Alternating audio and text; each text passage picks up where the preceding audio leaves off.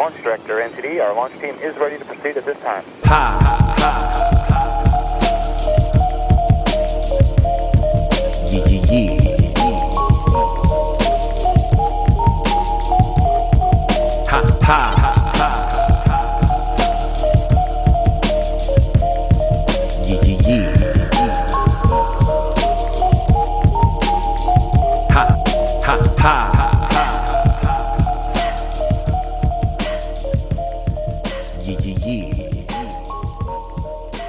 I've got water on deck today because I'm recovering.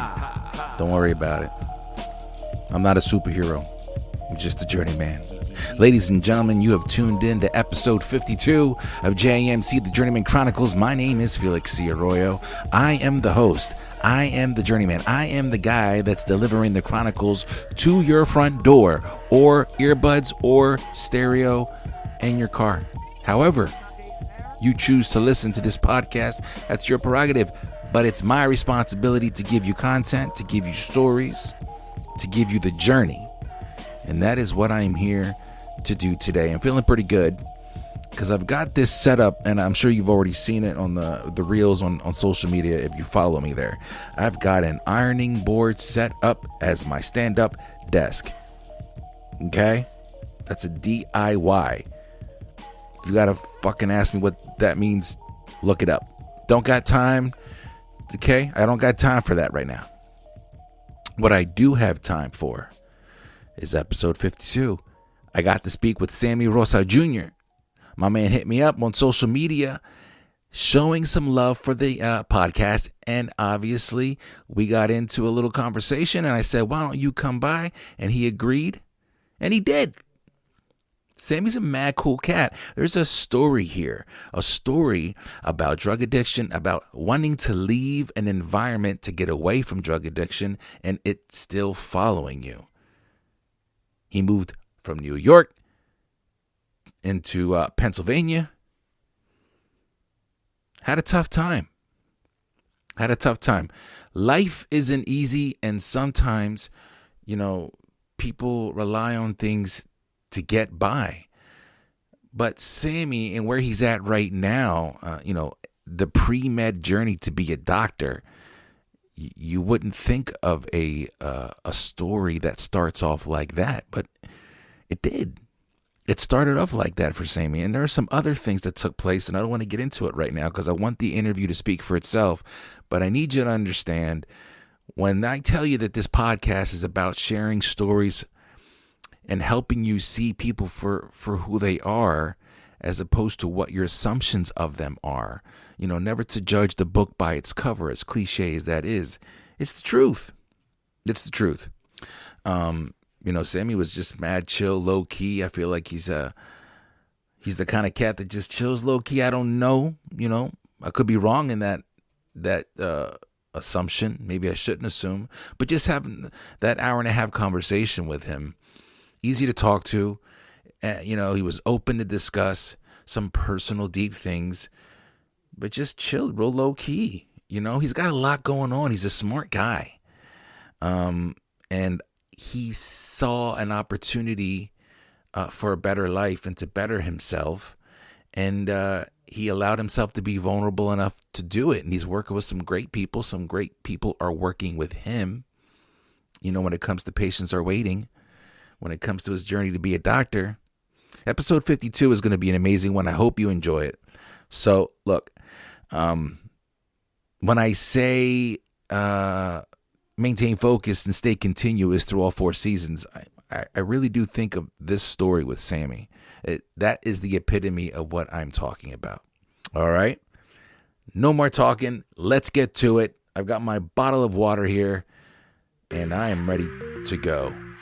This is Sammie's journey, and these are the Journeyman Chronicles. Let's go.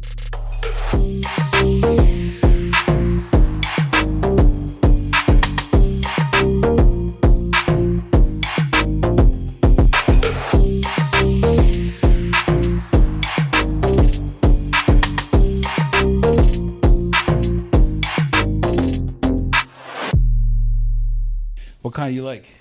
Any particular kind? I usually go for the ahas. I don't know if I ever had a aha. Or bubbly. LaCroix is good too. Oh yeah. I always called it LaCroix. I knew I was saying it wrong, but it was so like, is it LaCroix? Is it La?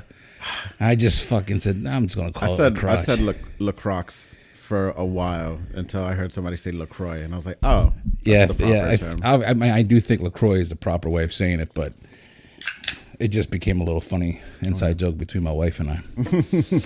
All right, so let's get this started. First of all, are you comfortable? Yeah, most definitely. Cool. I'm assuming you've listened to some of the episodes. Yes, cool. Most definitely.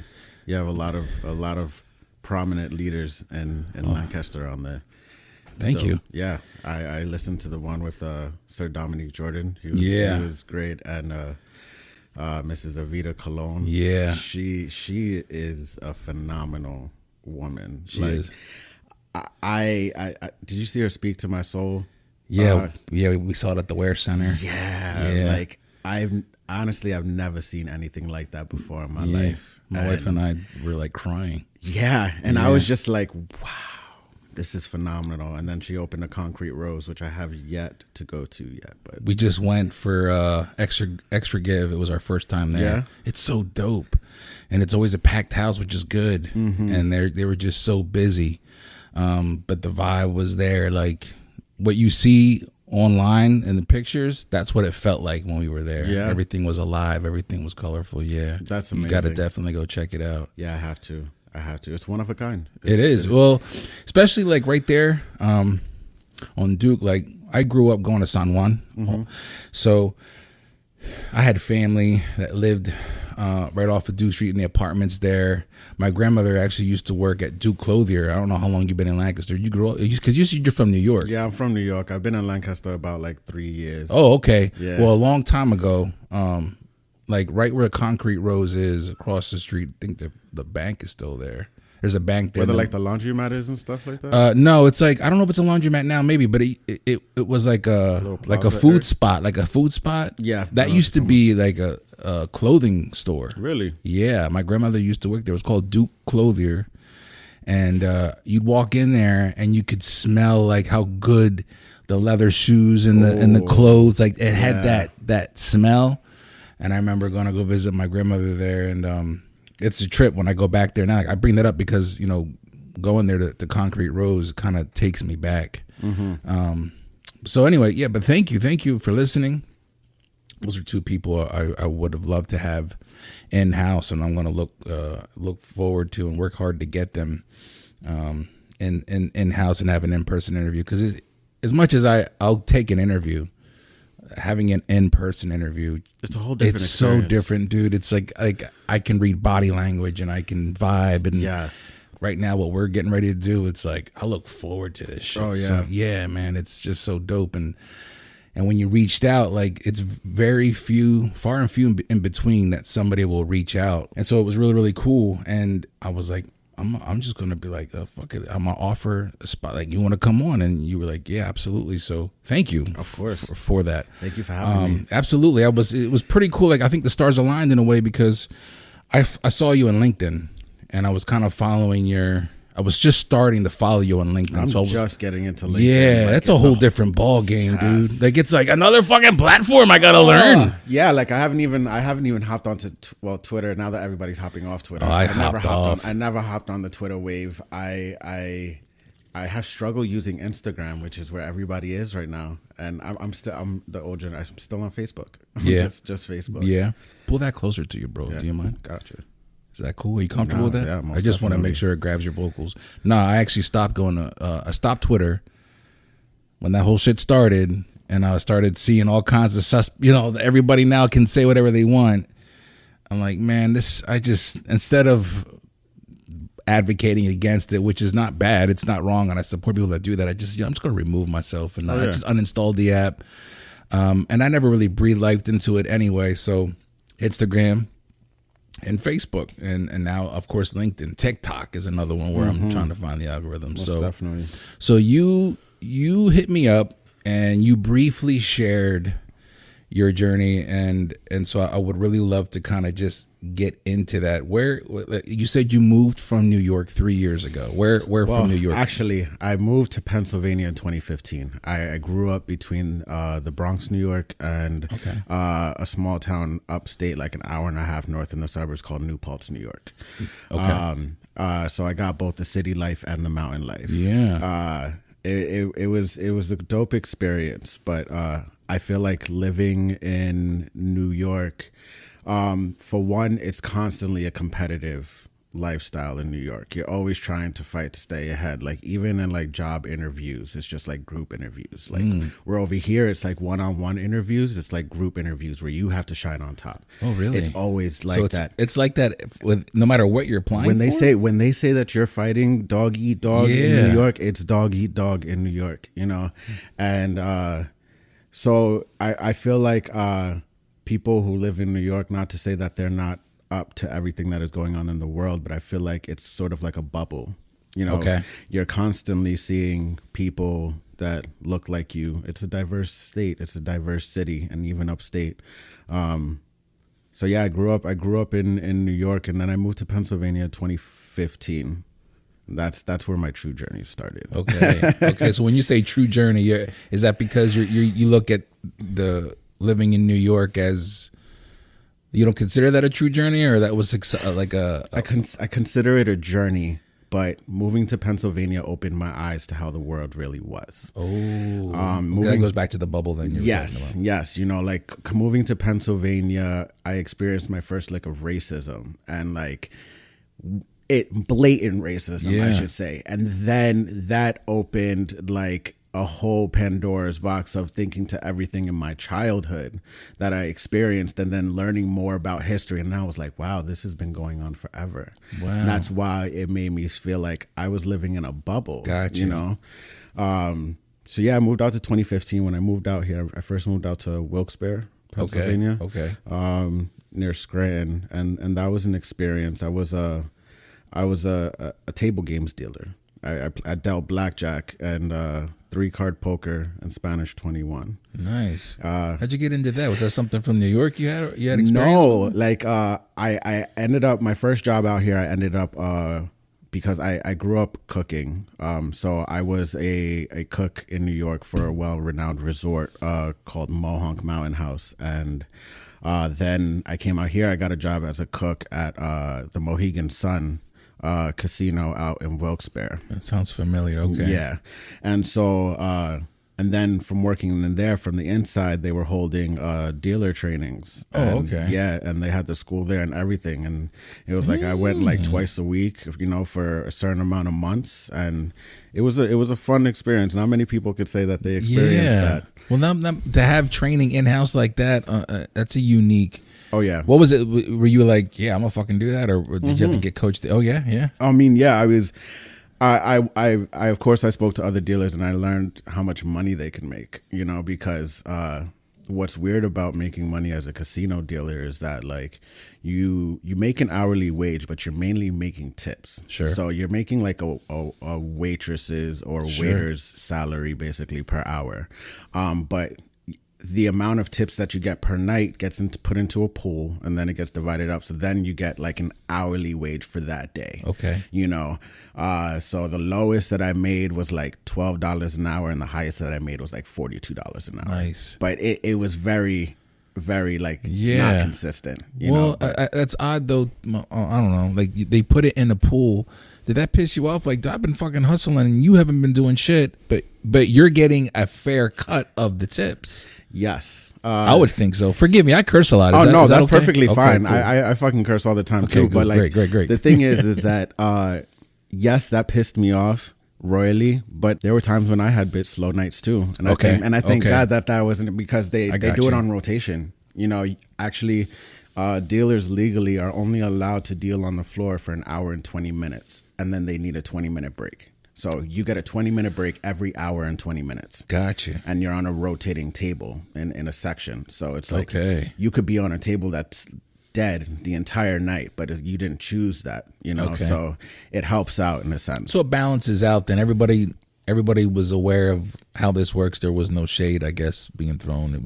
Did you find that exciting for a while? Like, how long did you do that for? Oh, I did that for a year and a half, almost 2 years, and it was very exciting. It was a lifestyle that I was living, but I was also trying to escape from New York, because I ended up becoming really hardcore into drugs, and I became very into the party lifestyle before I even left New York. It was one of the reasons that I left New York, was because I wasn't really doing anything. I was living on my mom's couch. I always had a job, but I was supporting my drug habit. Okay, you know? I got you. So I was like, listen, I gotta go. I kind of left New York with like $300 in my pocket, and I just came over here, and then I was good for, I would say, like about 6 months to 8 months, and then it found me again. Gotcha. And so I was still continuing that lifestyle, so it fit right up my alley at the time. Yeah. The when you said 6 to 8 months and it found you, obviously the casino lifestyle is where that was. Where is that? Where it found you? That were you hanging around? Was it partying? No, I mean it. The partying was around, but we were watched very closely in the casino. There's cameras everywhere, yeah, sure. Like even right above your table. So everything is watched very closely. And actually, no, like I came. I'm an openly gay man, and I came out of the closet when I was 15. But so Grindr actually is an app where people use to hook up or meet different people, and a lot of people actually like look for drugs on there too. It's crazy. So that's how it found me. And temptation is a motherfucker, bro. It's just like you see it, you're just like, ugh, should I'm gonna do it. So yeah, it kind of. And then somebody I was dating ended up doing drugs as well. It's the opioid crisis is very big. Yeah. It's very big too. It's hard to escape, especially if you're already in that lifestyle. Sure. And I mean, you said okay, so I'm trying to follow, and forgive me if you already answered this. 6 to 8 months. You said that the Grindr app is that somewhat common for that specific app, or apps in general? Like, I guess you could say like social dating apps. Is there other ways that people use those apps, or is it? I'm sure there's other ways that people use that app. The way that I describe Grindr is like the metaphor. Like you have like your dating apps like Tinder and Bumble and things like that, where it's like I consider like top shelf liquor, and then you got Grindr, which is like your bottom shelf liquor, and a lot of people use Grindr just for like a quick hookup. Gotcha. So it's like you really don't know what you're going to go into. Yeah. But yeah, that was just the lifestyle that I had lived and that I brought with me back from New York. So the 6 to 8 months, you left New York and you were like, I'm out. I don't want to. You're escaping that. Yeah. 6 to 8 months, was that 6 to 8 months for you? You were able to focus and lock in, or was that like? I really don't think I was ever able to focus and lock in. Okay. I growing up, I definitely had a chemical imbalance, so I've always dealt with severe depression and anxiety. Yeah. So actually, and I don't handle extreme change very well, like drastic change. Sure. So even though I put myself in the situation of moving out here, it took a long while for me to get acclimated, because like I just was going through it. It was the first time I've been away from my mother. It was the first time like I've been out on my own. I didn't have family in Pennsylvania, so it was just like it was a bold move. I know why. I mean, I understand why you left, but why PA? Was that like I had an online friend out here. Actually, and we were friends for, I would say, like 3-4 years before I decided, and I told him about what was going on, and like he had an extra room, and he invited me to come live, and I was just like, you know what, I'm hopping on it, I'm doing it, and I did it. It turned out he was a really shitty character. Yeah, you never know people until you meet them. Yeah, until you meet them, and until you live with them, because I believe living with somebody is a completely different ball game. But it turned out to be a shady character, and I was able to maintain the apartment by myself, but like I was still into drugs and making wrong decisions and things like that. So it's like I was always like hanging on by a thread. Always. Got you. Where were you when And obviously I want you to dive in if you're comfortable with it, and just feel free to share whatever it is you want to share. But like, where were you when everything changed for you? Because I know right now things are different for you, and obviously I want to get into that. But where was the point where you were like, I can't do this? Did it take a long time after you moved from New York, or did you go through it short-lived, that experience of drug addiction and getting clean? How was that for you? Well, I would say that I was on drugs for a good 8 years. Okay. 8 to almost 9 years. It started when I was 19, and I ended it when I was like 27, 28. Okay. And the process of getting clean was a struggle, but it was more that I had to just remove myself from the environment that I was in. And that's how I was in a relationship at the time, when I was just starting to get clean, and they happened to live in Coatesville. This is how I ended up over here. Gotcha. I tried to run away and move myself out of that environment. And then, you know, I've had my, and since then I've been good. I can't say that I've been 100% because I've had relapses. Sure. Maybe like once or twice. And, you know, but since coming out here, it's just been a whole different perspective.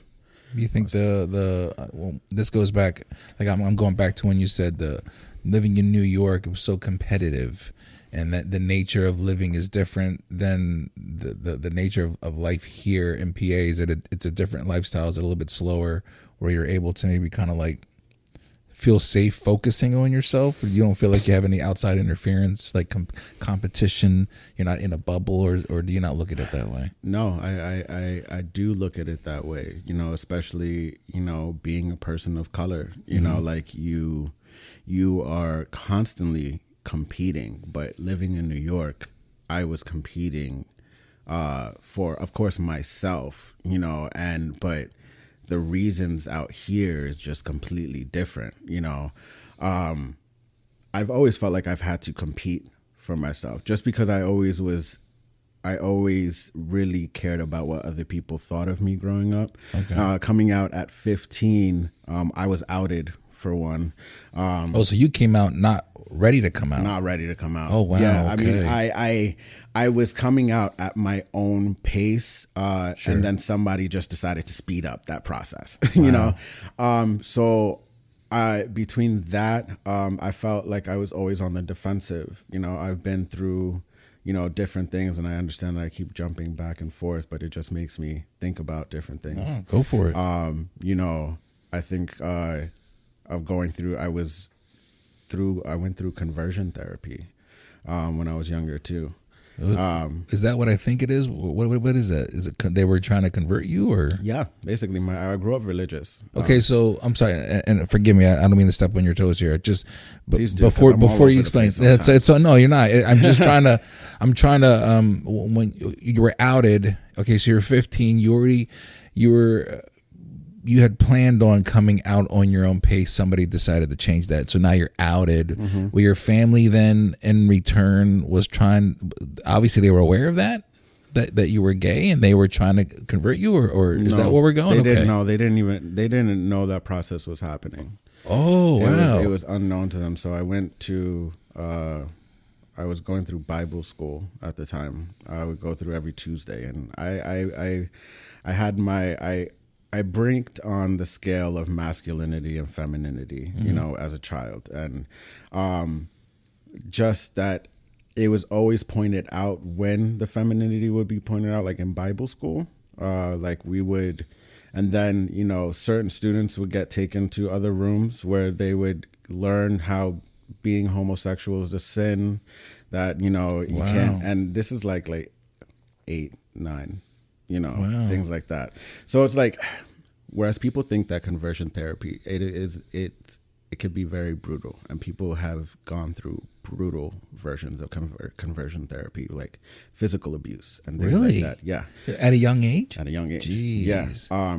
I feel like I've gotten the light end of the stick where I was, but always mess with my head. So because of that experience and then, being outed and things like that, I was always on guard. So I always felt like I had to compete. And then coming out here, bringing it full circle, I definitely had to feel like I competed, especially realizing the racism that was prevalent out here.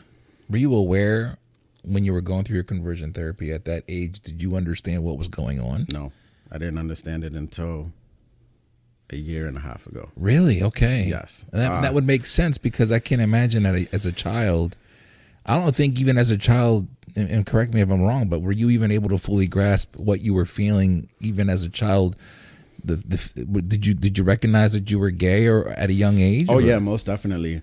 I knew when I was, from as long as I can remember, of feeling that way. But the problem is that growing up, I always had that constant struggle: is how am I going to be gay if growing up is having a wife, having kids, having the white picket the fence, expectations. So that was a constant battle growing up as a kid. It's just like, how am I going to do that? I can't, how am I going to have a child? How am I going to do this? And things. It's always just trying to live up to expectations. A lot of the a lot of the stories that I hear from family members, my sister's gay, and I remember her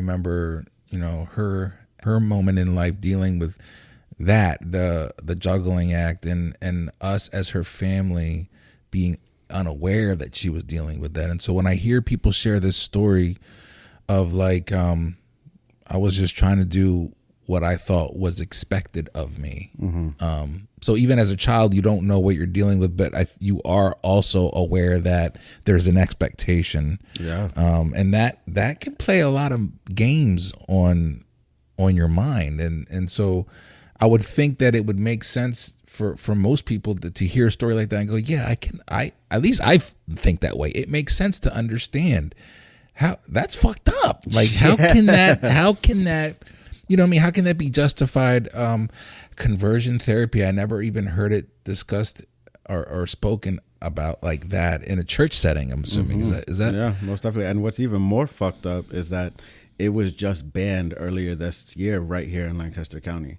Wow, really? Just recently. So I didn't even know it was happening, and they just banned that. Yeah. Well, good. Yeah, most definitely, it's good. It's a shame it took this long. Yeah.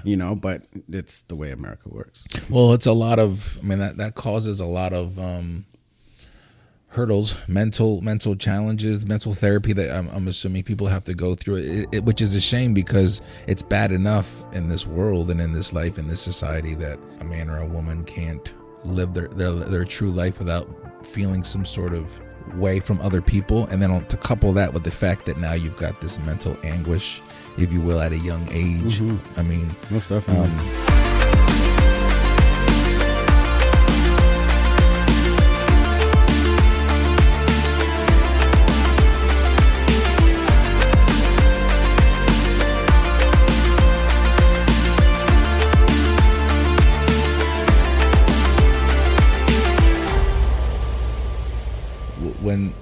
When you talk about the blatant racism that you experienced, I'm taking that like you weren't aware of racism, or you were, but you didn't realize it was like that. I was aware of racism, but you really, the statement is true that you really don't experience something until you experience it. Yeah. So it's like, yes, you can learn and hear about racism all you want. And this is why, I'm very firm that, white people can never, ever feel what people of color go through on a daily basis. Sure. Is because of that. I come out here and, I feel it happen to me, and it opened my eyes, but I didn't know what to do with it. Mm-hmm. I didn't know what to do with it.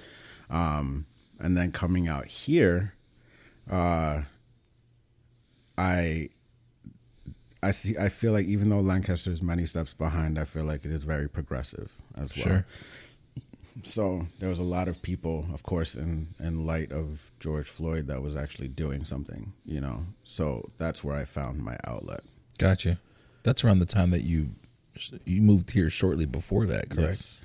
When you moved into Lancaster, when did you move to Lancaster? I moved to Lancaster 2018. Like 19, 20? No. I would say okay. like 2020. Okay. Maybe early 2021. I moved out to like over out on Columbia Ave. So I was like outside of the city. And then I moved into the city just last year. Gotcha. Yeah. And one of the things that I noticed about you when I got hip to you, it was patients are waiting. Yes. And it was pre-med. Does that make sense? Yes. And when you reached out to me, and I was like, yeah, we were kind of, we were chopping it up, and you mentioned that. I was like, okay, now I know I'm talking to the right guy. So break this down for me, because this is the upswing, I feel like, yes, in your life. It's a complete 180. Yeah. Which in the right way, where you're I'm assuming, and I want you to fill me in, obviously there's a lot of, you're embracing yourself, you're following some goals, they're big goals, and you're accomplishing some things that maybe you weren't even thinking about 5 years ago. Most definitely. So Patients Are Waiting is a nonprofit organization, and their mission is to eliminate health disparities by increasing diversity in medicine. Okay. So the way that they do that is they support underrepresented minority students in medicine through the pipeline, help them navigate that. They find ways to make the pipeline less leaky, because obviously the reason that we say the pipeline is because only 5% of doctors are African American in the United States. And that number has not changed in about 50 years. Wow. And now it's starting to be on the uprise. More African American people more BIPOC people are definitely applying for medical school now. And then they also support minority clinicians in practice already. Okay. So I got onto Patients Are Waiting through, I was doing a lot of protesting work in Lancaster. And through that you meet, a whole bunch of different people. And I met, through doing housing advocacy through the Lancaster LGBTQ plus coalition, I met, two wonderful women, Dr. Sharice Hamlin and Dr. Cherie Livingston.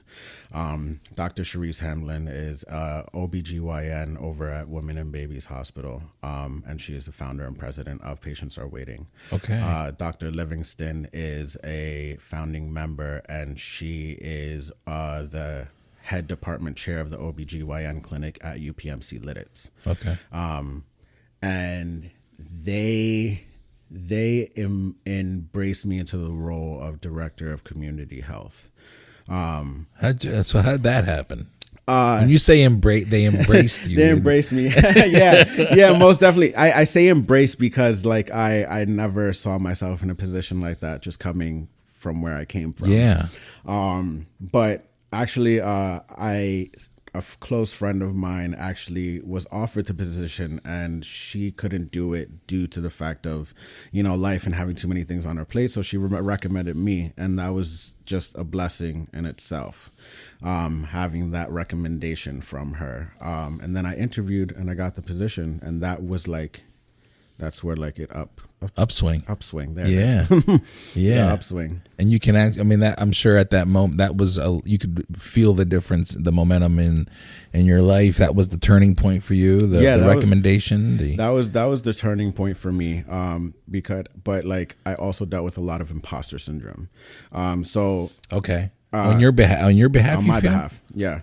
So for those listening that don't know what imposter syndrome is, basically imposter syndrome is the feeling that you're a fraud, the feeling that you're not supposed to be in the seats where you're making decisions, these positions of power and things like that. So I got hired on, and so my job was to help increase vaccine numbers amidst the pandemic. Okay. Because I got hired right in the middle of the pandemic. Wow. Yeah. Yeah. So that was my job. With that, it was very hard to navigate at first, because Patients Are Waiting, they're solely dedicated to helping students. And then this vaccine equity work was like, they took on the initiative. Okay. They took on the initiative, as well as other organizations, Union Community Care as well, took on that fight, where I personally feel that, hospitals left small organizations like nonprofit organizations to do the heavy work during that time. And that was common across the board. Did you experience that not just with Patients Are Wedding, but any other nonprofits? You mentioned, you just mentioned some other ones. Was that something that that you were noticing, not just here, but was that water cooler talk, so to speak, where people were like, "This is also happening elsewhere"? They're just letting these nonprofits take the heavy burden. Oh yeah, most definitely. For the hospitals to have as much resources as they did or they do, I felt like there was constant obstacles throughout that whole process. So when everything was in quarantine here, how they built that vaccine clinic out by the mall, at the mall. Was the Bonton building or the Boscos building? Yeah, something like that. And so even that in itself was inequitable for people, because if you think about it, if you think Lancaster's split up into 4 quadrants, anybody who's from Lancaster knows that the southern quadrants of the city is the neglected portion of the city. So if you think, and if you look at numbers and maps, that is also where a majority of people do not have vehicles. So to put a vaccine clinic out at the mall made it very inaccessible for people in the southern quadrants or in, I would say, red-lined areas to be able to get to these vaccine clinics. Gotcha. And then to be able to push out information as well was hard as well. What was hard about pushing the information out? Just because everybody's catering to a certain audience. Okay. And I also feel that one of the biggest problems here in Lancaster is that everybody is constantly trying to create change, but not staying in their lanes doing so. Okay. So it's a constant crossover if people took a step back and just spoke, like a lot of people are doing, same ideas and things like that. It would be a little bit more smoother. Also, who has lived in a pandemic in our lifetime? Right. So it's just even just that thought of handling the pandemic. How do we get information? How do we know? And the thing is that Lancaster City, we don't have a public health department. So that made things a lot harder, because whereas in other places who do have a public health department, they can go to their public health department, they could be able to, strategize how to hit all different areas of the city amidst the pandemic or things like that. Gotcha.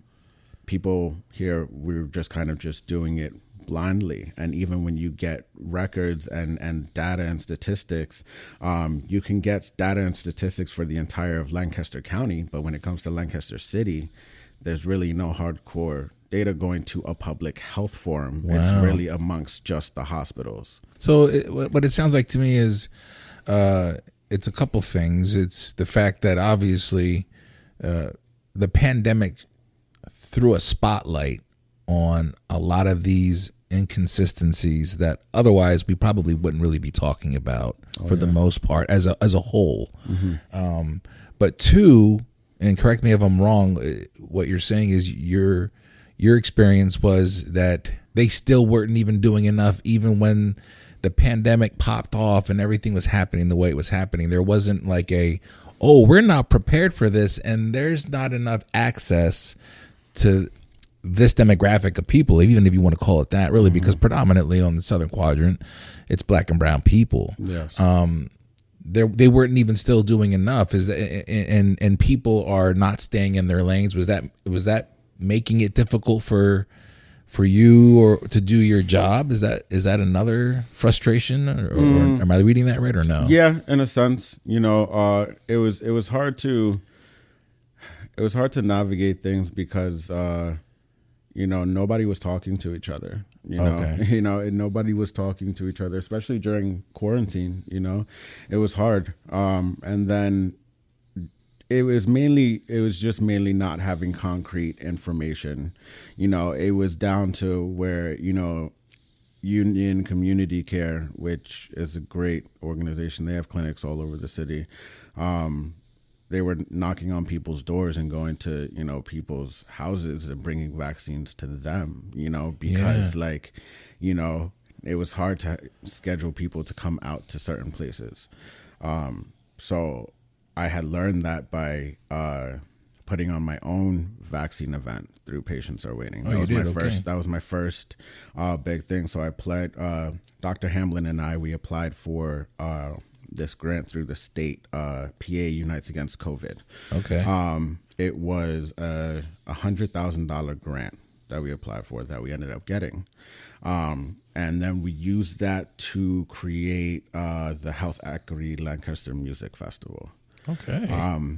It was a 6-week music series.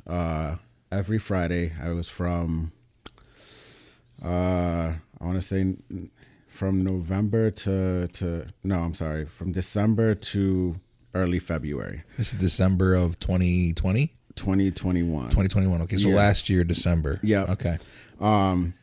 So we wanted to create a space where people can have fun and feel safe, but we wanted to also have vaccines available for people as well there.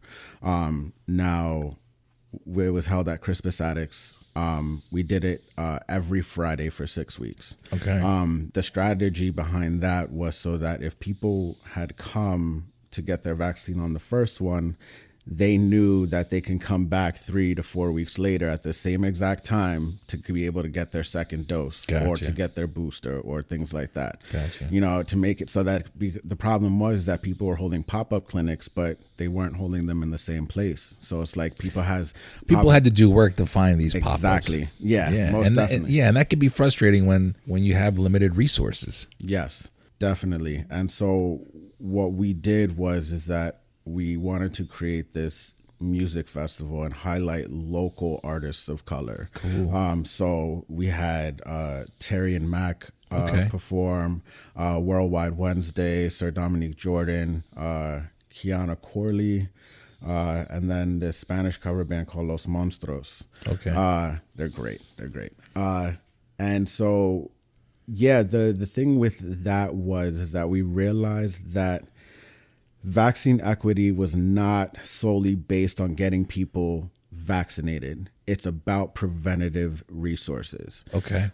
So whereas people were focusing on, we need to get people vaccinated, not enough people were focusing on how do we prevent this from happening again? Sure. How do we make sure that if a pandemic happens again, they have resources available for them. Yeah.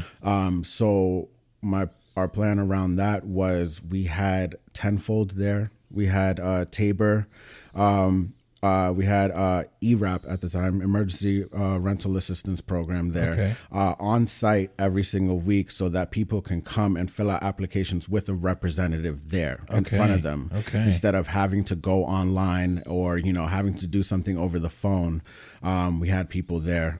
We also had TCP was there doing a live broadcast as well and shining some light on there. And we had organizations like CAP was there giving out information. The Lancaster LGBTQ plus coalition was handing out free at-home COVID kits and STD kits and things like that. It was. There's a lot that went into this. Yes, there was a lot that went into this. Soulfully famous. You had Chef Lori. Yeah, Chef Lori. You had her on here too. She was. That's how me and her became very cool. She was my chef every week for that event. And it was very humbling to see everything come about and to see people have fun. Especially like salsa night, people were dancing and people were having fun, and it was just like kids were having a good time as well. And it was just like, oh man, it was heartwarming, Well, by that point, I mean, you're talking about December 2021. By that point, it was a year and a half, almost 2 years of this. What the fuck are we doing? That life of one day we're open, the next day we're not. The masks, the constant hand sanitizer, the distance, the not going out, people were losing jobs. I'm sure at that point it was nice to finally see like a breath of fresh air, if I could say that. Yeah, most definitely, and even more so because Lancaster was and is still healing from a tragic event that happened on September 13th, 2020, where cops shot and killed Ricardo Munoz, Yes, who was having a mental health episode, and resulted in, political prisoners who are still fighting for their life at this moment, yes. which is very tragic. But we were still healing from that, so it was nice to see people come together, after that tragedy, So I mean, there's questions I want to get into after this, but I'm listening to what you're saying, and it's like this entire experience that you just described for me, was that motivating for you was that a big push in your path right now to what you're doing? I mean, you're helping people, you're of service. It's for an extremely important cause, but not only were you doing something on the front end, so to speak, but you were also thinking, like you said, what can we do to put us in a position where we're not having to deal with X, Y, and Z. It's the planning of the shit that we need to do beforehand. Oh yeah, most definitely. Was that motivating for you? Was it inspiring in some way? I mean, I feel like it would be. No, I'm looking at you and you don't look like you are.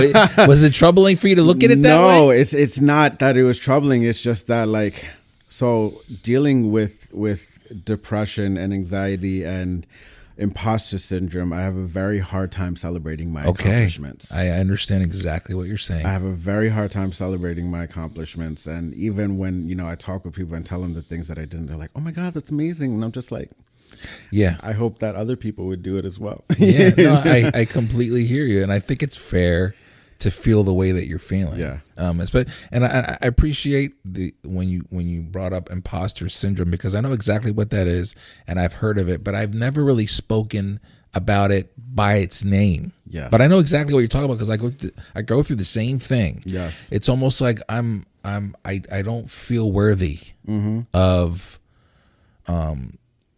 when people say, you're good at this, you look what you've done. It's like, okay, yeah, don't focus on me. Yeah, and it's crazy because at that point, I had been an housing advocate for the Lancaster LGBTQ plus coalition. I was director of community outreach on the board for Lancaster Pride, and I was doing all of the work that I was doing in the community beforehand, but for free, I should say. Yeah. Before people started to take, me and others seriously. But it was an accomplishment in itself to feel that. But yeah, the imposter syndrome weighs me down, even still to this day. I can understand. Yeah, most definitely. And it's always been that growing up, just constantly feeling like I was never enough. Never enough, no matter what I did. So that's kind of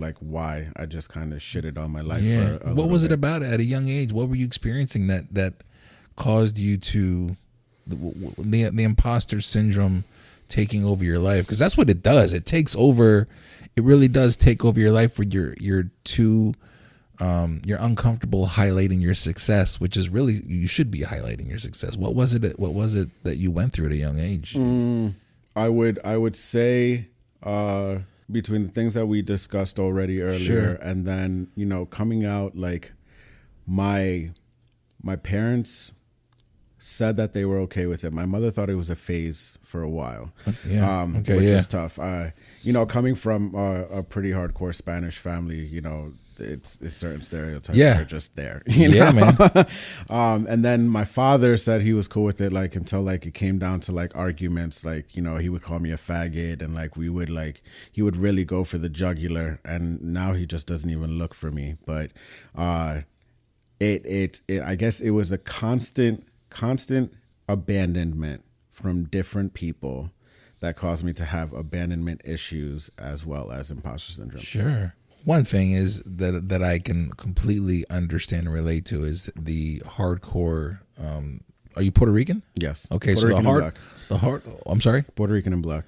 Puerto Rican, black, people of color, our upbringing with families, especially like when I speak of being a Puerto Rican, that was very strict. Yes. It was almost like sometimes I would go to my friend's crib when I was a kid and watch and listen to the way they would interact with their family and the shit they'd get away with, and I'd be like, that shit would Horrified. not. It would not. I would never think about it. Horrified. So I wasn't even allowed to have sleepovers. Yo, man, there were times my sister and I joke around about it, and I try not to do it in front of my mom because she feels bad. But there's times where I was like, yo, my sister wasn't allowed to leave the backyard, or sometimes my friends would come over and be like, you want to go out? And I'm like, I'm not allowed, just because my mom just didn't want me out. Yeah. Now I understand now as I'm older, but I mean, it fucking sucked. Oh yeah, most definitely. My mom didn't play. They all knew my mom as Sam's mom because she just didn't play. Yeah. So it was. So yeah, back to like it. My mom thought it was a phase, and my dad just kind of used it to hurt me in a sense. So like coming out was tough. Yeah Most definitely.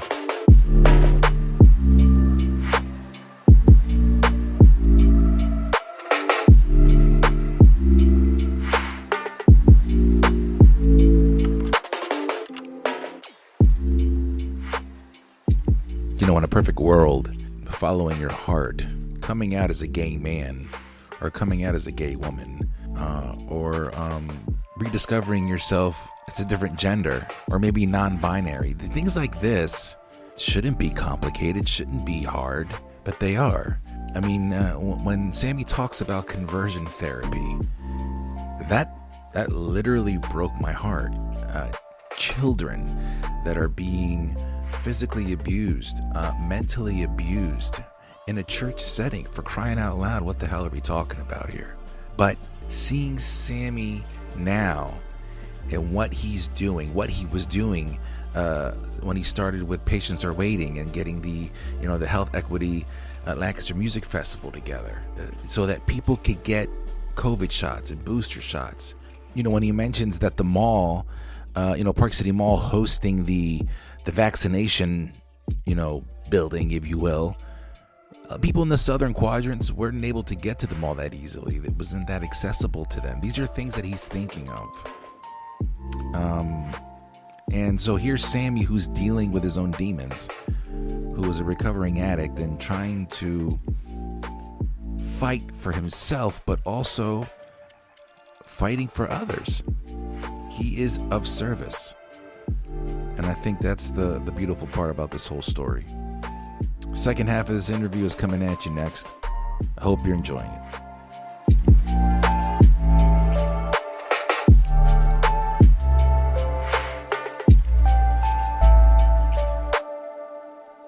Yeah, I mean, I think it makes sense, though, when you break it down like that, for anybody in life dealing with abandonment issues, especially with the people that you're supposed to believe in the most, that will provide security for you as your parents, is the household that you're in.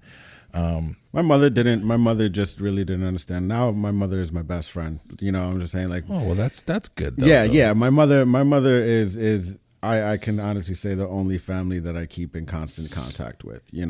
My father not so much. So like I can say that my mother was open to understanding and learning and figuring out where I was coming from. Was that over the course of time, the course of years? Oh yeah, most definitely. And my mother never made me feel bad about who I was. Yeah, I hear you.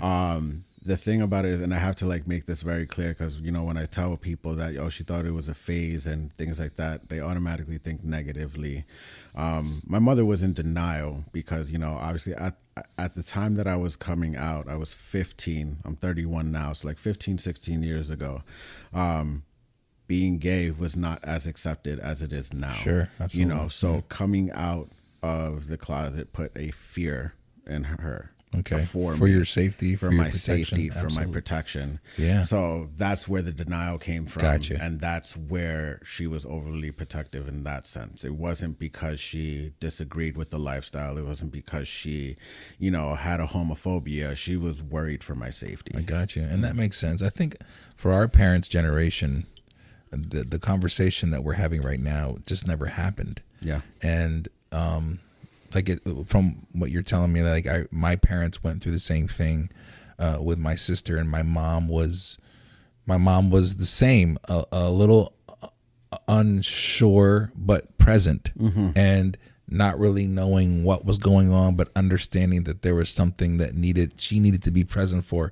My father had a very difficult time, and I don't know if to this day if he's ever really been present for my sister in that regard. But I can understand what you're saying, and that just goes to show like a mother's love will always it perseveres. Most definitely. Yeah. Always. Yeah, my mom's my number one. Is she still in New York or? Actually, my mom moved down to Florida earlier this year.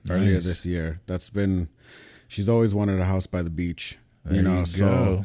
Yeah, so like once I moved to Pennsylvania, she spent a good, 6 years because she wanted to be close. But like it got to a point that I told her like, Mom, you gotta go. Yeah, like you just got to live for yourself. So she had wanted to go, but held on. She held on most definitely because we are each other's constant in each other's lives. Okay, so like whereas in like I'm her only family that she speaks to on a daily basis, like vice versa. Gotcha. So we were very attached in that sense. So she didn't want to move too far from me because she was afraid if something happened and things like that. I was like, Mom, I'm an adult now. I understand what you're going to, but like you have to go live your life, because my mother was a single mother, growing up, and she always put me first. My mother's parents left her at a very young age, at the age of like 16. So she was fighting. So she wanted to give me the better life. So whereas in, she always made sure that I was in, sports. I was always, doing something. I was in dance. I was always doing something. She always made sure that I was busy. Gotcha. Most definitely. Because she didn't have that.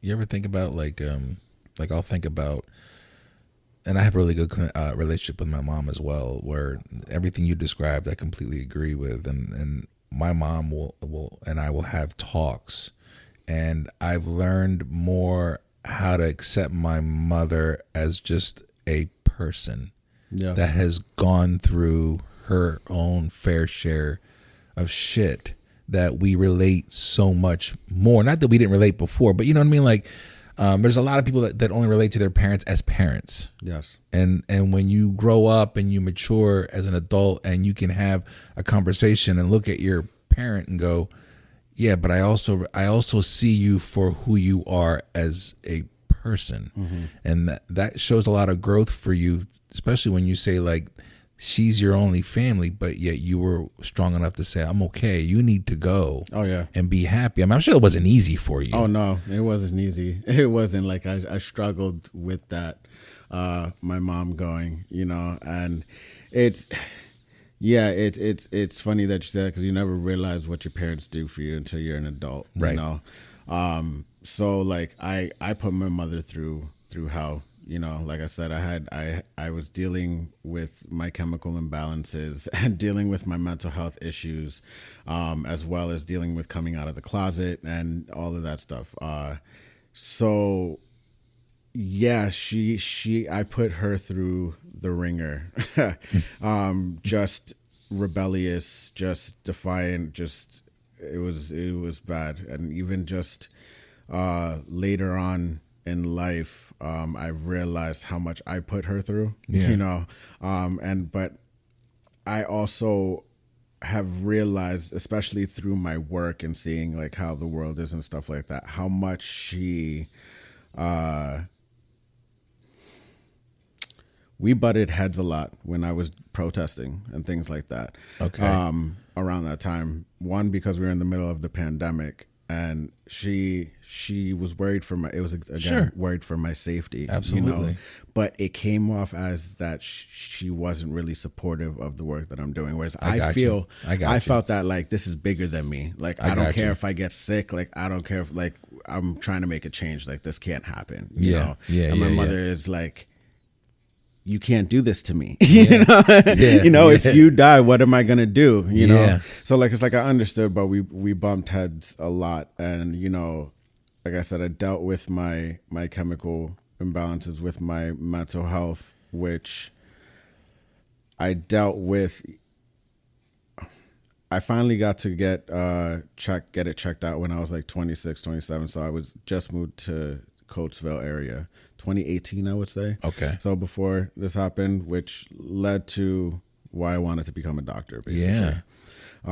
So I was misdiagnosed with bipolar disorder and ADHD. Okay. By a doctor, in which I was prescribed Seroquel and I was prescribed Adderall. Okay. And so the Seroquel, for those who don't know, that's what you take for bipolar disorder, and it makes you feel very zombie-like. It leaves you groggy. It just leaves everything in a funk. But I don't. And with this twist is I don't know if that's how it's really supposed to be, because like I said, I was misdiagnosed. So I was taking medications for a mental health disorder for 2 years. Gotcha. For something that I never had. Okay. So that was like, that was a struggle. That was a struggle in myself. I lost myself for a while. I mean, did you know right away that this was making me feel like a zombie? Oh yeah. Right from the very beginning, and Right, you still continued for 2 years. I continued for 2 years because the doctor said that, like, this is what it is. You know what I'm saying? Yeah. Like, And you're trusting the doctor. And I'm trusting the doctor, And so, this is what it is. And so, and I was scared that if I went off of it, that, like, it would be worse for me too. Sure. I became reliant on it, and it became the worst thing as well, because like the Seroquel made me very sleepy, and then I woke up very groggy, and then the Adderall woke me up. So it was like I ended up becoming very reliant on both of them, the Seroquel to fall asleep, and then the Adderall to wake me up. And if I didn't have that, like, I was fucked. Yeah. I was fucked. How were you able to finally get off of that?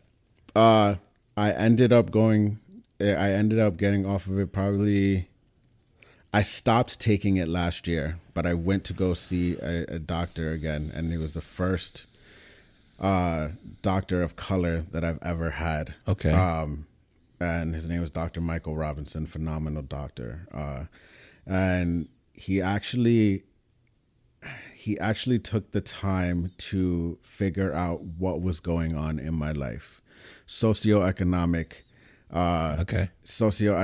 status, things like that, figuring out what kind of struggles am I having, what kind of struggles did I have, things like that, to finally realize that, like, what the reason that I couldn't focus was because my anxiety was through the roof. And the reason that I wasn't able and motivated to do things, and it felt like my emotions were out of control, is because I suffered from severe depression. So he was the one that told me that, like, you don't have bipolar disorder and you don't have ADHD.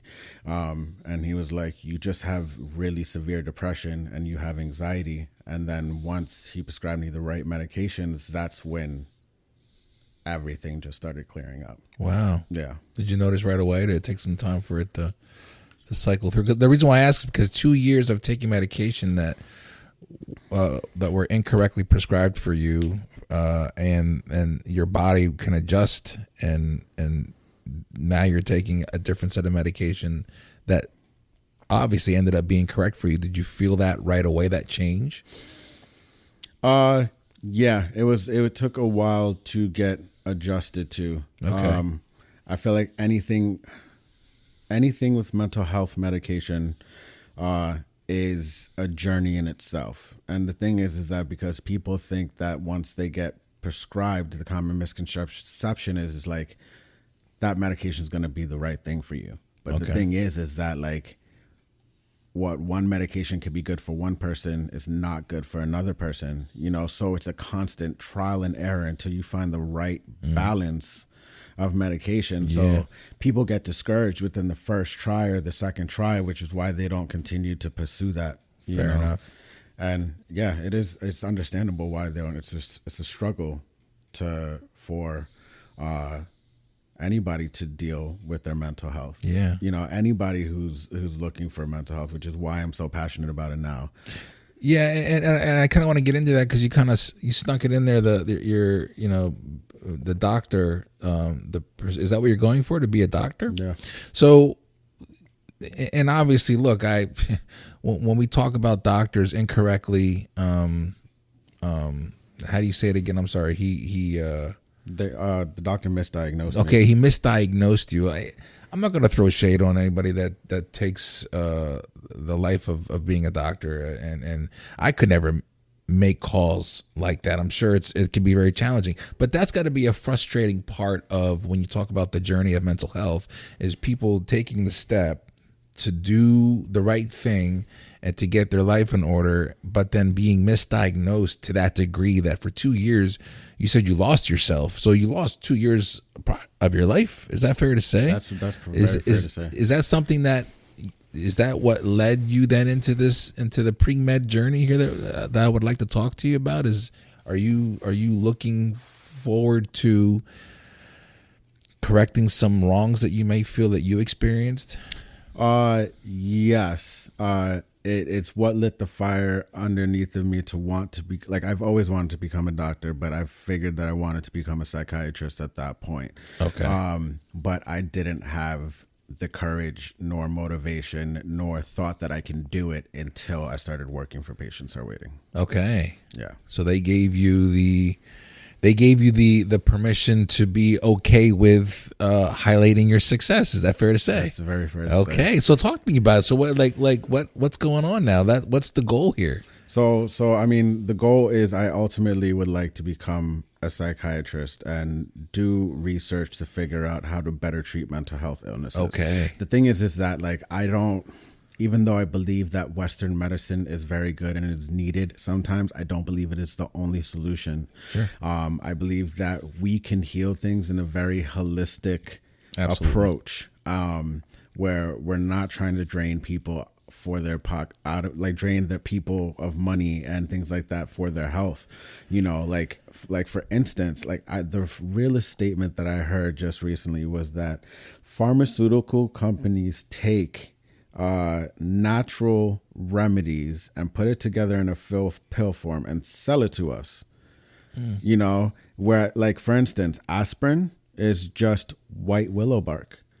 You can get white willow bark in natural form at organic stores. So that's the hustle that they that's literally... the hustle that they're doing. Wow. You know, and it shines a light that, like, you know, yes, there is certain things that Western medicine can help. I believe that Western medicine is a temporary fix. I believe it puts a Band-Aid on the problem. Some people can need it for support, you know, life-sustaining things or life altering, you know, diseases or viruses and things like that. Yes, they may need it. But like even with specifically mental health medications, I believe that mental health medication should only be for a temporary basis. Okay. I believe that there are other holistic approaches to, and not all mental health illnesses, you know, but like a lot of them, like depression and anxiety and things like that, ADHD, you know, I'm sure knowing that when I got diagnosed with extreme anxiety and I started looking into it, I started to realize how much anxiety I had and how much it wasn't making me focus, but people don't associate anxiety with anxiety. You know, like, as in, like, you couldn't imagine how many people have anxiety and don't even know that they're going through it. Oh, okay. Now I understand what you're saying.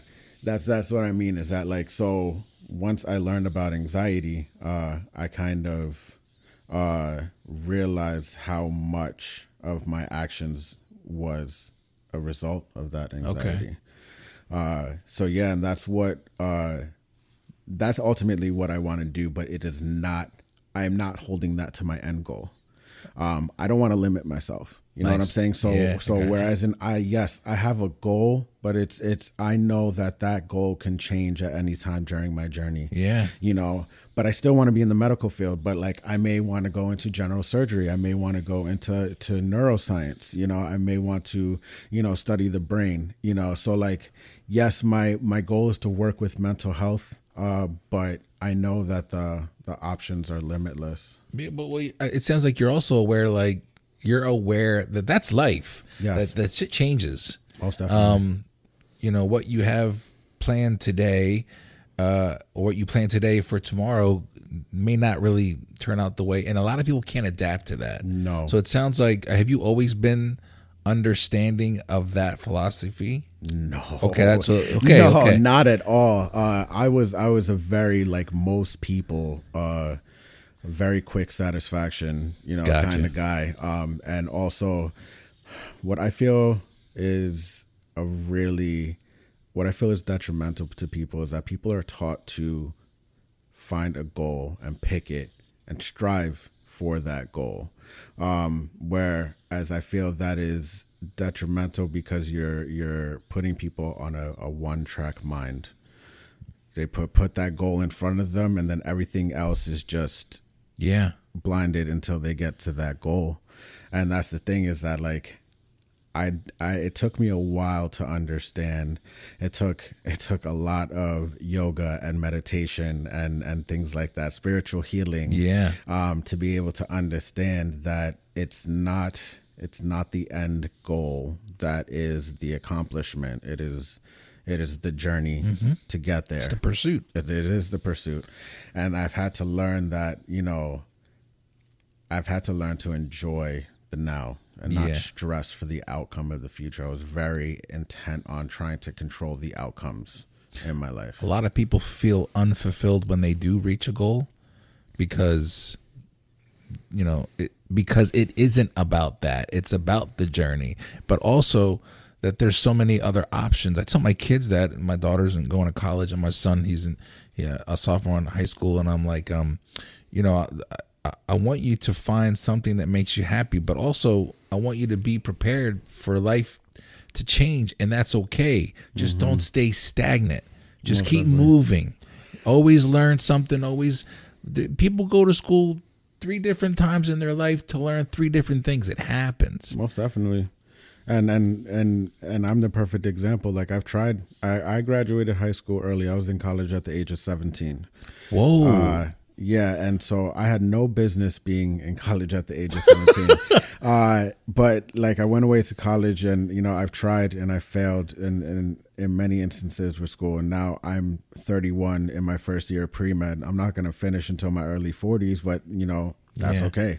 But you have a different mindset now. Oh yeah. You feel at 17 you had no business, you said, being in college. I feel that we give our senior high school students a disadvantage when we let them go, when high schools let them go, because I feel that it is very unfair to ask a 17 or 18-year-old to figure out what they want to do in life and plan their college career for that goal and plan their entire life, basically. Yeah. And without that knowledge that you put on your children of that it's okay that if it doesn't work out that way, we just have to figure out a different goal. So I think having its detriment and it's stressful for somebody of that age to plan out their entire life. I think we're doing a disservice, basically. Yeah.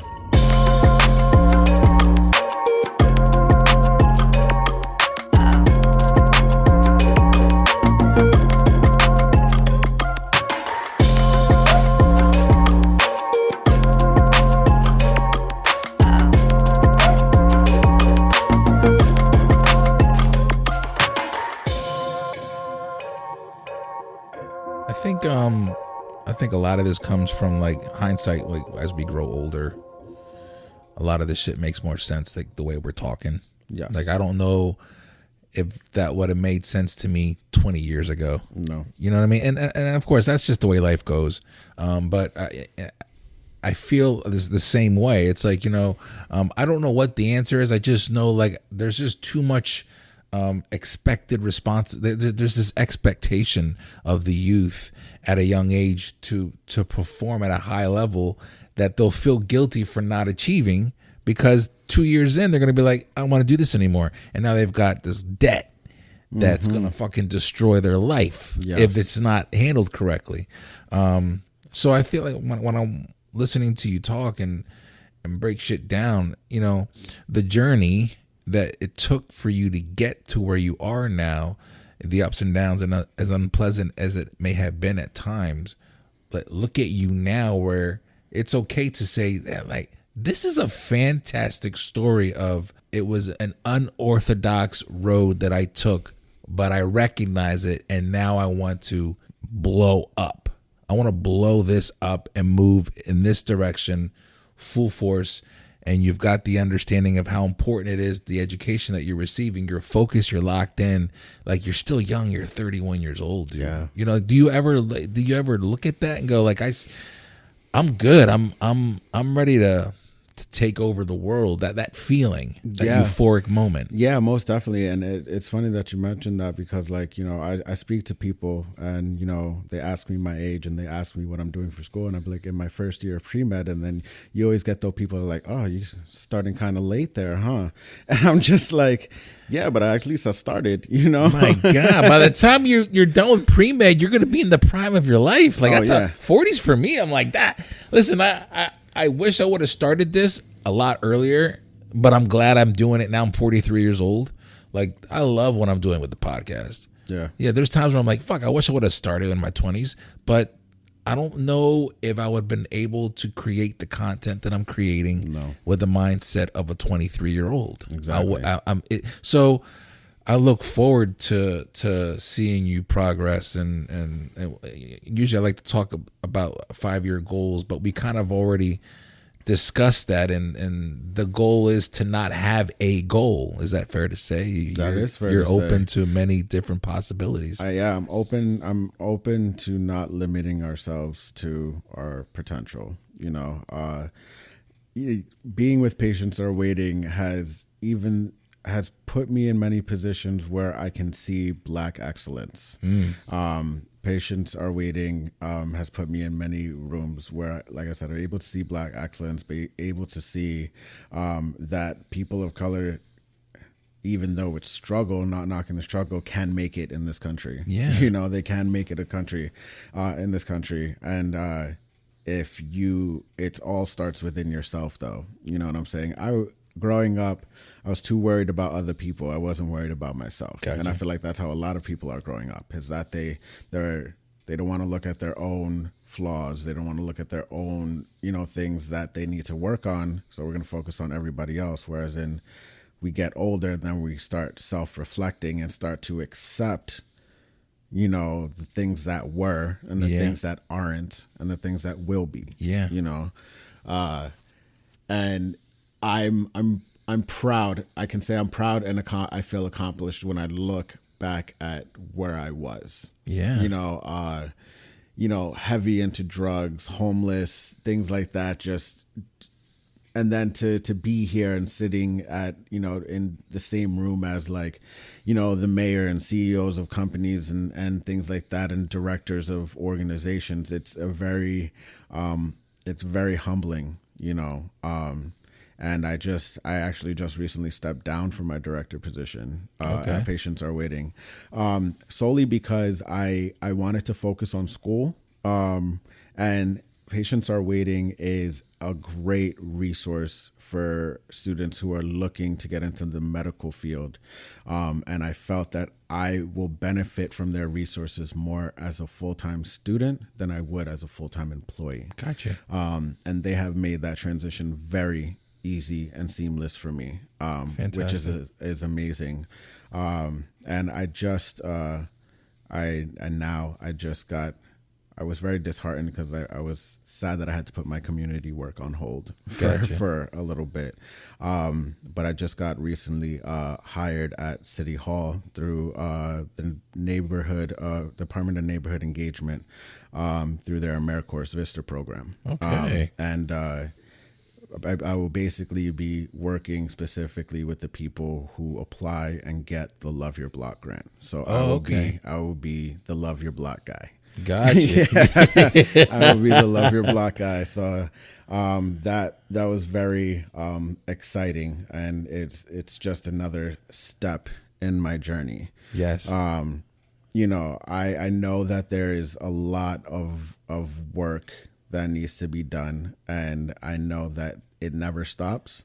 So that's why, even though I deal with my mental health issues, I still deal with it, you know, to this day. Like, you know, depression is a motherfucker. Yeah. You know, Yeah, it is. And I deal with the depression that lasts for like over a week. Like, don't leave the house, isolate type depression. Gotcha. So it's hard. Well, it's very accomplishing knowing that this is just another step in my journey. And I'm going to continue trying to innate change in any way that I can, positive change. Yeah. You know, I've learned to accept, and this is where I was talking about, like, we grow up wanting, you know, a quick satisfaction and so, like, I have learned to accept that the seeds that I'm planting now, I may not see grow in my lifetime. Right. You know, and that was a hard thing to accept, because, you know, you work so hard for change, you want to see that change, you know, Yeah. but I've learned that I may not see it. And I may put like a small hole, but that's exactly what planting seeds is. It's planting seeds, and then the roots will grow. And then we're building a foundation here. In a sense. And there's a liberating feeling about that when you come to a conclusion like that. Because I've come to that conclusion in my own way, where it's like, it goes into learning patience, because you do want to see the fruits of your labor. Yes. And that's natural, but it took me some time to be like, there are things that I'm putting in motion in my life that I may not see come to fruition, but I do believe that my grandkids or my great grandkids will benefit from what I'm trying to put in motion, and I'm at peace with that. And so coming to a peace with things you can't control. I don't know how you feel about it, but for me, there's a liberating feeling about that, where it's like, okay, well then I don't have to stress about that, because it's out of my control. It is what it is, and I can sleep at night. I'm at peace. Oh yeah, I you know, despite my insomnia, sometimes I sleep so much better, not stressing about every little thing. You know. Yeah. But the thing is that it takes work to get to that point. Absolutely. You know, people think that it's just, you know, this mental health journey is not to be taken lightly. You know, you have to do some real soul searching, and you have to accept some of the worst parts of yourself, you know, and things that you did and done before you could start healing, you know. And I look at the person that I was before and the person that I am now, you know, whereas I would do anything before growing up, you know, to get another hit of a drug or things like that. Whereas now, like, I'm looking for knowledge. I'm looking for education.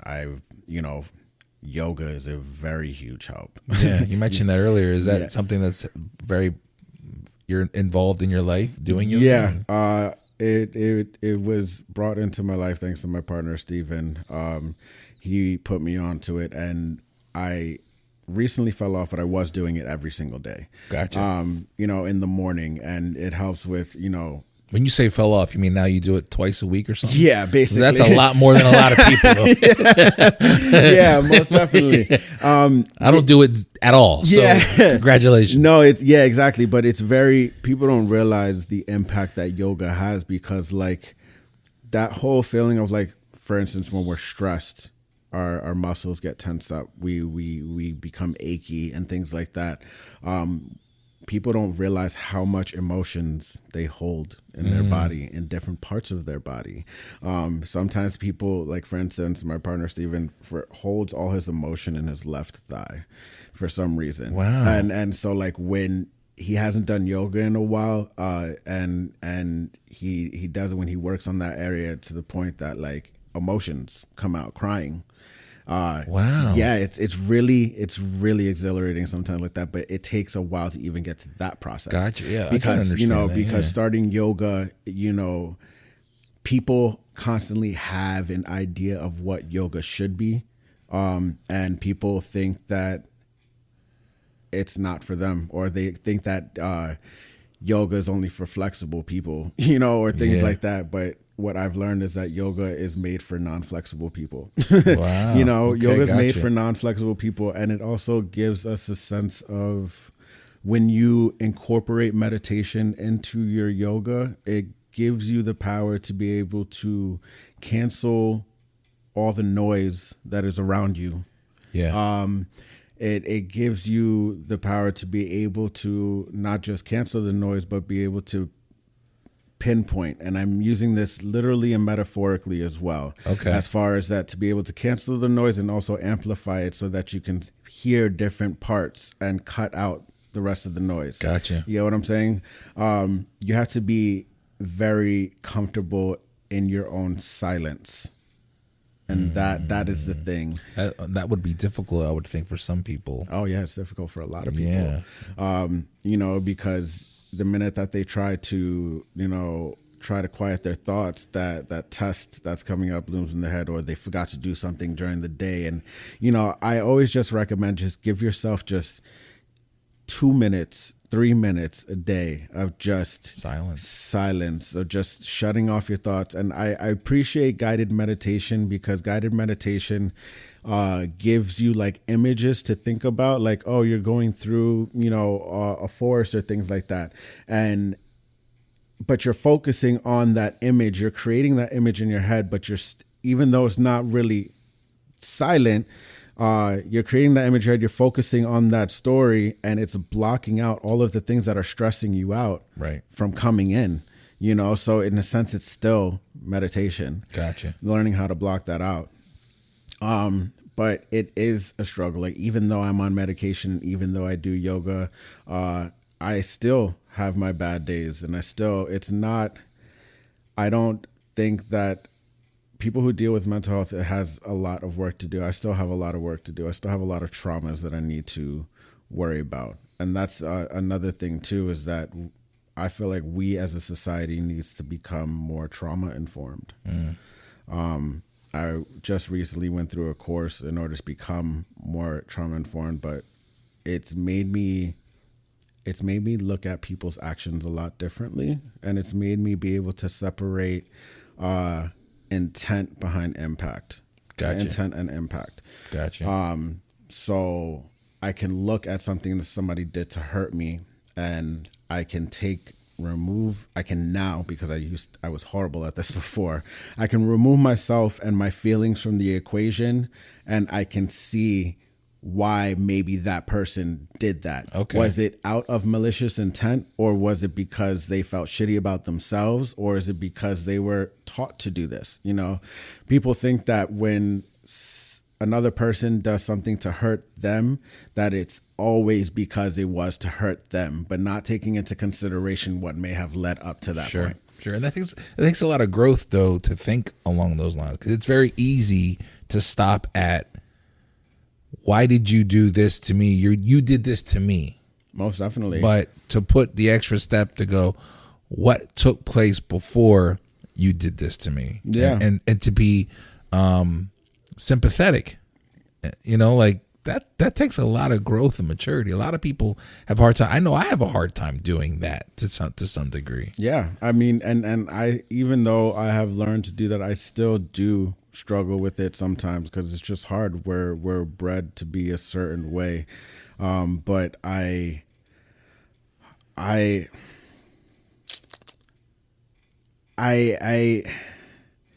it took, like you said, you're in your 40s and you're still, not like that. Like, I just recently came into this thought process. So it wasn't like, Right. like I like up until like last year, like I was just emotionally, unavailable and unstable, and I've had to really change my environment, as well as the people that are around me. Gotcha. Because that is very huge. And I had to focus on myself and surround myself with people that actually want to see me succeed. Gotcha. Absolutely. That I always laughed when people said surround yourself with successful people, but it's true. It's true, because but like when you get into like around a good group of successful people like Dr. Hamlin and Dr. Livingston, who even though in their success, and even like Dr. Hamlin's husband, who's Sean Murphy, his name's Mr. Motivation. Oh, okay, yeah, he's a great guy. Like they all genuinely, even though they have their success and they're thriving, they want to see me and others succeed and get to the top. And people like Dr. Hamlin and Dr. Livingston and Mr. Motivation, and even people like Dom and Terry and things like that are actually doing things to help kids feel more secure and safe in themselves and feel like that they can do it, whereas I felt like us growing up, our generation, we had a hard time, with seeing, even people of color and queer people had a hard time seeing representation of themselves in society, so now, kids can see like people like Terry and come into their school and people like Wednesday to do like teaching hip hop through music and things like that. And it's really, I'm really excited for the direction that Lancaster's youth is going. Yeah. Lancaster's youth, because I believe our youth is going to change the world. And it's always like that, as generations get smarter and smarter and smarter. Yeah. You look at generations years ago and you look at the generations now and you're just like, wow, it's such a huge difference. Yeah, it is. And I think the goal too is to like embrace the difference. Mm-hmm. And once you embrace it, then I believe you'll start to see where you see yourself, and you'll start seeing the point that you just made, where it's like what a time to be alive. The youth right now, they're in a good place with the leadership that is there. Yes. Especially when they're seeing people that look like them, black and brown.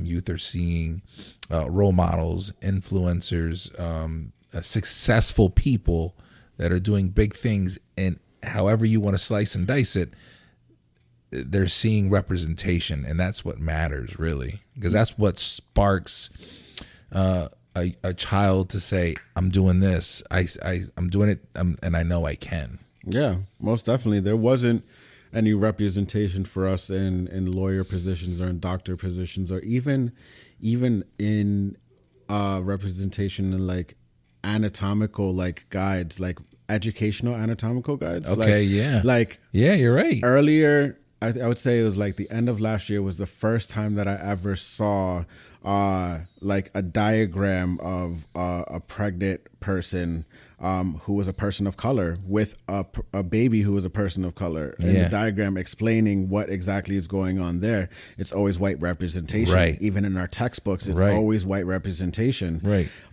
So it was just like, it was heartwarming, but also disheartening as well, that like it took me 31 years to finally see this. Gotcha. And it was just like, you look at it and you're just like, wow, I've never seen this before. Yeah. And then it makes you think. It's crazy. Well, that goes to the point you made earlier where, there's things that you won't be around to see, the change that you won't be around to see, but the effort and the fight is there to get it. Oh, yeah. To get it, to make it happen. Most definitely. I really appreciate this conversation, Sammie, and getting to know you, and thank you very much for being vulnerable enough, one, and two, thank you for sharing the difficulty that you're having for celebrating yourself, because Yeah. a lot of people have a hard time doing that, and that's something that I've never talked about on this podcast, but it's very relevant to the podcast and what I'm trying to do, and I'm grateful for that, because imposter syndrome is very, very real.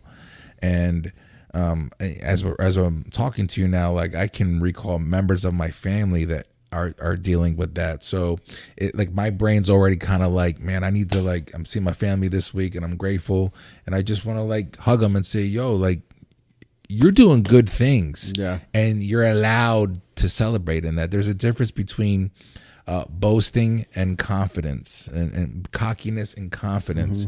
Loving yourself is important. Oh yeah, most like, definitely. and I tell my kids that, like, look in the mirror, and that's the person that needs all your love right now. And when you take care of that person, then everybody else will get the love that they need from you. But you gotta love yourself. So thank you, man, for sharing this. This is a wonderful journey. I appreciate it. I appreciate it too. Yeah, I think that the thing is that people think that accomplishments always have to be on a grand scale. It always has to be a big thing in order to be an accomplishment. I've had to look at things that people who are struggling with mental health have trouble even sometimes getting out of bed in the morning, and even have trouble getting up and getting dressed or even brushing their teeth. And I try to tell people that, like, you got out of bed this morning. You know what I'm saying? Like, look at that as an accomplishment. Yeah. Like, you don't need something big and extravagant to celebrate an accomplishment. It could literally be, oh, I made myself this banging ass meal today. That's an accomplishment in itself. Absolutely. And if you start looking at the little accomplishments in your life, you start to appreciate life a little bit more. Yeah, and they'll start to compile, and then you can start moving up to appreciating other big steps in your life. They're baby steps, like you said. It's a process. It is. It takes time. It is. As long as you have the support, you surround yourself with good people who want to see you succeed, you'll definitely get through it. You know, you'll definitely get to where you want to go and start to appreciate the journey as well. Awesome. Sammie Rosa, thank you very much, brother. I appreciate it. No, thank you. Talking about coming from a place where you're not getting as much love as you would like, or the competition, as he mentioned, and how it was disrupting him. It was in the place where he wanted to grow, you know, the escaping addiction. And here he is now. Listen, Sammie, once again, thank you and good luck, brother. I don't think you need the luck, because you know what you're doing. Yeah, you're a smart guy. You're intelligent. You've got a lot of great people behind you already, it seems like. I think the upswing, like we talked about, for you is high. So I hope you keep in touch, and I look forward to watching you progress. You're doing big things, brother. I appreciate it. Thank you. Next week, for my Christmas special and for the last episode of 2022, I'm going to be talking with Juan Rivera. We're going to talk about dancing, popping and locking, how it all started for him right here in Lancaster, Pennsylvania. Until then, please remember to love yourself, and also maintain focus and stay continuous through all 4 seasons. My name is Felix C. Arroyo, and these are the Journeyman Chronicles. Y'all be safe.